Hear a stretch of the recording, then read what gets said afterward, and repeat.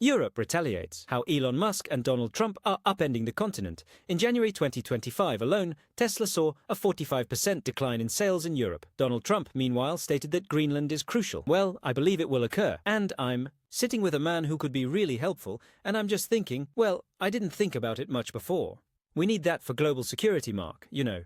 Not only security international, but many of our favorite players are traveling to the US by way of the coast. Europe reacted quickly by cutting its ties with Tesla and adopting a firm position on territorial sovereignty. What is actually happening with Trump's push for Greenland? A costly gamble or a power move? Meeting with NATO Secretary General Mark Rutte on March 13, 2025, calling it a national security priority, Donald Trump reiterated his desire to seize Greenland. "We need it and it will happen," he said. However, Trump's remarks sparked immediate criticism.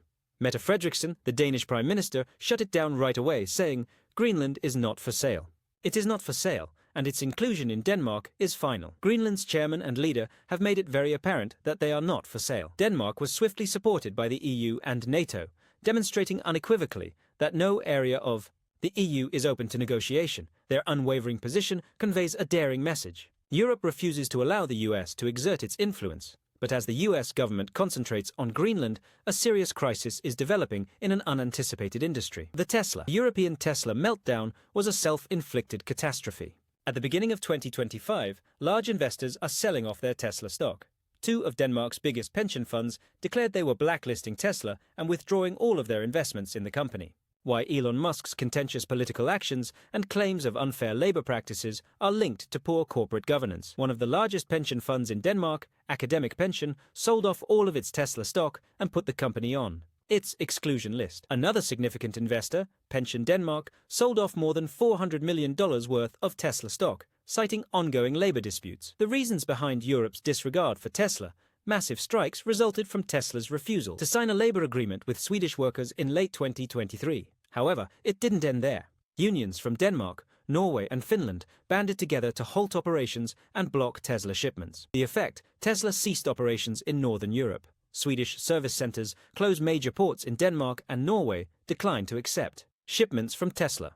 And just when Tesla believed that things couldn't get any worse, they did. 3. According to the European Automobile Manufacturers Association, ACA, Tesla's sales have collapsed. Will they recover? In January 2025, Tesla's sales in Europe fell 45%, while rivals saw a sharp increase. Tesla's sales in Europe fell 10.8% by the end of 2024, which was 8 times worse than the market decline as a whole. Why Tesla is losing trust in addition to sales? According to a UK survey, 59% of EV buyers say they wouldn't purchase a Tesla because they don't want to be associated with Elon Musk, not because of the vehicle's performance. In France and Germany, Tesla is rapidly losing ground. Tesla is suffering as a result of Musk's politics, while Chinese EV companies and Volkswagen Ralph are gaining ground by openly supporting Germany's far-right AfD party, denouncing the UK government, and siding with Giorgia Meloni, the nationalist Prime Minister of Italy. Elon Musk has progressively alienated European consumers. He also attacked EU environmental policies, claiming they were impediments to innovation. The consequences: due to Musk, 59% of UK consumers now decline to purchase a Tesla. In Germany and France, Tesla's market share is rapidly declining, while Volkswagen Chinese and Renault EVs are gaining popularity. This is how one EU official put it: once a symbol of green technology, Musk now opposes European ideals. What comes next, given Tesla's difficulties and Europe's resistance to Trump? Is it possible for Tesla to recover? Will the US change its approach to avoid a deeper rift with the EU, European consumers? Stay tuned. This is by no means the case, as 94% of Germans reject Tesla. Will Elon Musk lose Europe as a whole at the start of 2025? Within 2 months, Tesla's sales in Germany fell by 76%. In the meantime, Germany's overall EV market expanded by more than 30%. Additionally, this was a full shift rather than a slowdown. Then, a more significant shock surfaced. According to a nationwide survey, 94% of Germans were not interested in purchasing a Tesla. It was a flat rejection without any thought. Why did a formerly very popular electric vehicle brand become one that millions of Europeans now won't even consider? A crisis of trust. Not only is Tesla's market share declining, it is losing the public's trust, which is crucial for survival in Europe. Labor challenges, anti-UN policies. Elon Musk's capricious management style. These are not only unfavorable news, they are also having a direct impact on customer choices. Due to ethical concerns, a number of significant Danish pension funds withdrew their entire investment in Tesla.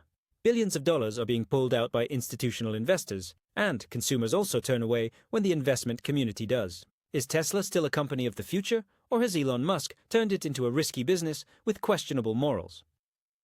Elon Musk was Tesla's biggest asset for a long time, but he may now be its biggest liability. Musk caused controversy in Germany by openly endorsing the AfD party. EVs are more than just technology in Europe, they stand for advancement, sustainability, and equity. Customers take notice when Tesla's CEO supports divisive politics. Tesla is now more than just a product, it's also a reflection of the individual who created it. Furthermore, a lot of European customers use that as justification to reject Tesla and the European labor culture. Another problem: the labor policies of Tesla. The business declined to sign a collective bargaining agreement in Sweden. The outcome was widespread strikes across the Nordic region, not just in Sweden. Tensions are rising as Danish unions continue to obstruct Tesla deliveries. Labor rights are a fundamental cultural value in Europe. Tesla's decision to oppose unions goes beyond simple business considerations. It is viewed as a disrespect for the rights of workers. European customers will inquire, do they want to support a company that refuses to adapt to local labor standards, conflict with climate policy? A sour irony. Sustainable development served as the cornerstone upon which Tesla was established, but Elon Musk is now challenging climate policy. The European Union is pushing for stronger emissions regulations at the same time that it is tightening green regulations. Musk, meanwhile, is downplaying how urgent climate action is.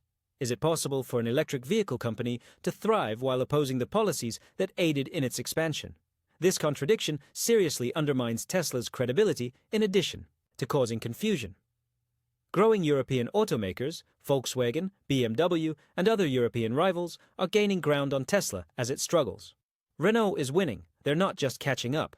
They hire local workers, adhere to union laws, support sustainable development with the EU, and, most importantly, they understand their customers. They do more than just sell electric cars. Although Tesla continues to have cutting-edge technology, trust cannot be replaced by it. A declining brand outside of politics and policy. Another thing is taking place. Tesla is not brand new anymore. The thrill has gradually subsided. Elon Musk's constant media attention has grown tiresome for many. It used to be a statement. To own a Tesla. It's a question mark now. Is this brand still a symbol of the future, or are businesses that have a deeper understanding of European consumers replacing it? What comes next? Tesla is at a turning point. Governments are keeping an eye on investors who are dubious. Customers are leaving. The question now is not how much Tesla will expand in Europe, but rather whether it can even survive. If this is the case in Germany, the country with the biggest automobile market, could other areas follow? Don't turn a blind eye. The most significant changes are yet to occur. Trump and Hollywood's political conflict has never really ended. However, is anyone truly aware of what goes on at the White House behind closed doors? Meyer Street's speech at the Golden Globes in 2017 stunned Hollywood and Washington. Instead of expressing gratitude to everyone, she used her acceptance of the Cecil B. Deal Award to attack Donald Trump, particularly for making fun of a disabled reporter during his campaign. You have to see this guy.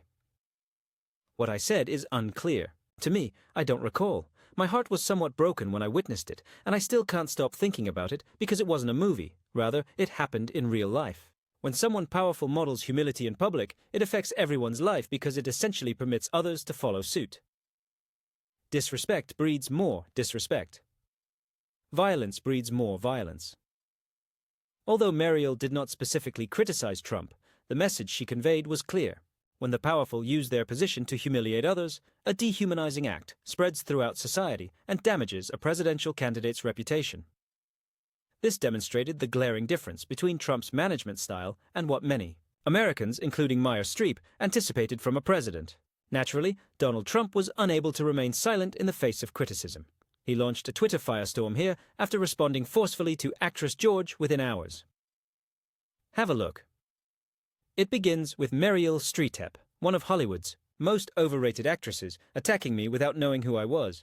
These comments not only provoked public outrage, but also increased Trump's vulnerability to criticism. Notably, Trump escalated the conflict with a string of tweets that, rather than diffusing the situation, strengthened public support for Meyer Streep. This is just another of Trump's tantrums, in which his criticism only intensifies the attacks on him. He pushed himself into a corner the more he reacted. The relationship between Melania and Donald Trump is equally fascinating as the political conflict. Melania has always kept a mysterious silence despite being the woman behind a president, which has made their relationship a hot topic in the media. There have been rumors that they live apart, with Melania delaying their move into the White House to give their son more time to complete the school year. This has led some to wonder if their relationship is a solid one or just a calculated move. The distinction is that I am aware of my destination, the rooms in which we will reside, and the procedure. It was difficult the first time because we didn't have much of the information that was provided to us by the previous administration, but this time I have everything I need, I have plans to move in, I've already packed, and I've already chosen the furniture that needs to be in, so it's completely different. Melania remained silent after Donald Trump was elected president. She hardly ever publicly supported her husband or showed genuine political participation while attending events. Public suspicion about her true intentions was heightened by reports that she avoided Donald Trump's political rallies during the 2020 campaign. The jacket that read, "I really don't care, do you?" then came to represent Melania's insensitivity and somewhat defiant attitude toward public opinion. She caused a media storm when she visited the migrant child detention facilities wearing this jacket. The jacket appeared to show a callous disregard for such a significant issue during a time when the Trump administration's family separation policy had the world in a frenzy. This was among the incidents that seriously harmed Melania's reputation and raised concerns about her lack of tact. Although Melania pushed for the best initiative to combat cyberbullying, her own husband Donald Trump contradicted her by regularly tweeting hateful and insulting content, which is the exact opposite of what Melania supports. As she urged kindness, while Donald was the one starting the attacks, people couldn't help but see the irony in this campaign. We've seen the conflicts between Trump and Hollywood, but does Melania really keep quiet to win, or is this a long-term tactic that we don't fully comprehend? Let's discover the truth about Donald Trump and Hollywood. This is his second decline in a short period of time due to trade tariffs. Donald Trump initially rode back in reference to Mexico. Mexico might stop providing the U.S. with energy, oil, and auto parts. Within a week, this might plunge the U.S. economy into anarchy. Can you believe that the trade situation between Canada and Mexico has gotten so tense since President Trump threatened to impose a 25% tariff on goods from these countries? The U.S.'s reliance on Mexico in the oil and automotive sectors is the primary factor that explains why Mexico is such an important player in the North American trade equation. About 8 to 10% of the crude oil that the U.S. imports comes from Mexico, with about 1 million barrels per day passing through pipelines between the two nations. Furthermore, refineries in Texas, California, and other states rely significantly on Mexican oil imports. A break in this flow might result in significant inflation and higher fuel prices in the U.S. Additionally, Mexico, which provides low labor and tax incentives, is closely associated with U.S. automakers like General Motors, Ford, and Chrysler. Every year, millions of auto parts are imported into the U.S. from Mexico. How serious would the repercussions be for these U.S. companies if Mexico decided to cut off this supply? Production costs might rise sharply, and there would be a very high chance that cross-border automotive supply chains would be disrupted. Referred to as Plan B, Mexico is getting ready to take revenge. Despite this, Mexican President Andrés Manuel López Obrador has stated that if the United States continues to impose tariffs, although we are hesitant to directly confront the United States, we are unwavering in our commitment to take action if it becomes necessary. Because of his unwavering opposition to the policies of the Trump administration, he has recently garnered a significant amount of support from the people in his home country. Mexico is not going to refrain from taking decisive action in the event that negotiations do not produce the desired results. Mexico may impose tariffs on agricultural products from the United States, particularly those originating from corn, soybeans, and beef, according to different sources. Mexican goods that constitute a sizable portion of the United States' total exports to Mexico. In the United States, this would have severe repercussions for both consumers and farmers. Additionally, Mexico has the ability to blacklist companies from the United States, making it more difficult for these companies to conduct business in Mexico. Large American corporations that are able to take advantage of Mexico's low production costs would suffer a significant setback as a result of this. These decisions have the potential to cause disruptions in global markets, particularly in the energy and automotive industries. Claudia Sheinbaum, the president of Mexico, is exerting a great deal of effort to reduce tensions through diplomatic means. On March 6th, Sheinbaum will have a direct phone call with President Trump in an effort to find a peaceful solution to the conflict before any retaliatory measures are taken.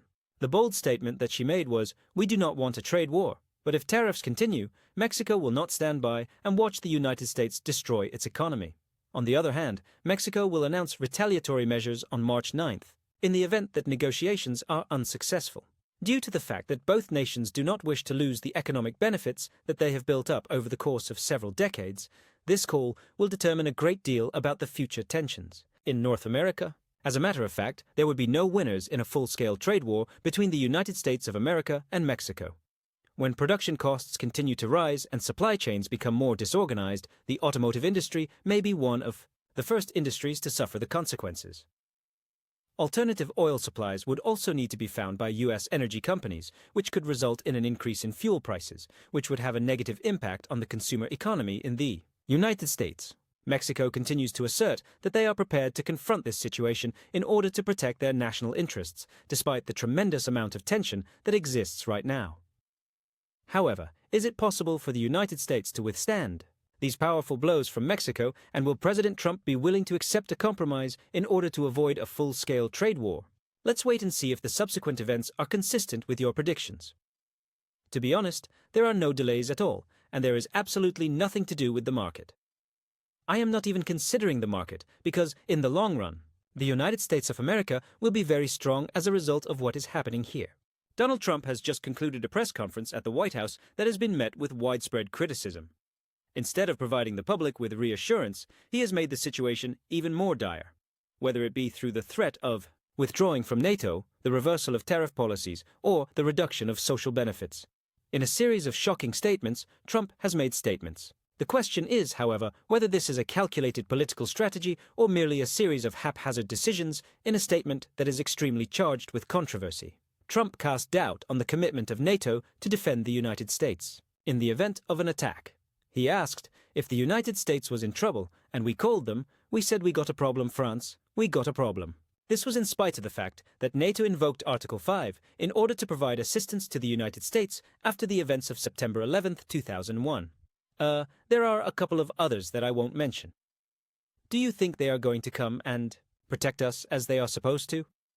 I'm not entirely certain that Trump didn't stop there. He reiterated his unwavering stance that the United States will not provide protection to a NATO nation if that nation does not contribute an adequate amount to the spending on defense. Well, I've said that to them. I said, if you're not going to pay, we're not going to defend. I said that 7 years ago. When asked if this was an official U.S. policy, Trump doubled down. Well, I think it's common sense, right? If they don't pay, I'm not going to defend him. No, I'm not going to defend him. I got into a lot of heat when I said that. You said, oh, he's violating NATO. These statements pose a direct challenge to the fundamental principle of the North Atlantic Treaty Organization, which states that all members are obligated to provide collective defense. Is President Trump seriously contemplating leaving the North Atlantic Treaty Organization, or is this merely a pressure tactic? In order to justify his economic policies, President Trump asserted that inflation is only a temporary phenomenon and that farmers will benefit from it. He also stated that it is inevitable that there will be a brief interruption at some point.